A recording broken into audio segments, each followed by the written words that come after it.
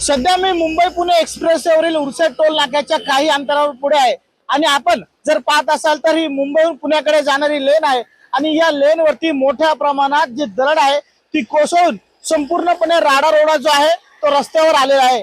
मागील काही वेळापूर्वी एमएसआरटीसीच्या कर्मचाऱ्यांनी हा राडा रोडा बाजूला केला, परंतु मोठ्या प्रमाणात वाहून येणाऱ्या पाण्यामध्ये जे मोठमोठे दगड आहे ते दगड अद्यापही हायवेवर येत आहेत। आपण जर पाहिलं तर मोठ्या प्रमाणात या ठिकाणी दगड दिसत आहेत, मोठ्या प्रमाणात या ठिकाणी गाळ साचला आहे, संपूर्ण माती जी आहे ती रस्त्यावर आलेली आहे। याच कारणाने एक्सप्रेस वे वरील जी पुण्याकडे जाणारी वाहतूक आहे ती पूर्णपणे मंदावली आहे।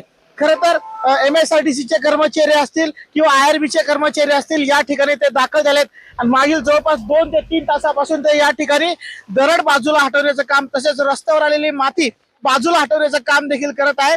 परंतु या संपूर्ण प्रकरणात आपण जर पाहिलं तर एक्सप्रेस वेवरची जी वाहतूक आहे ती आज पूर्णपणे मंदावल्याचं आपल्याला दिसून येत आहे। व्हिडिओ जर्नलिस्ट इम्रान न्यूज 18 मराठीसाठी अनिश शेख मावळ।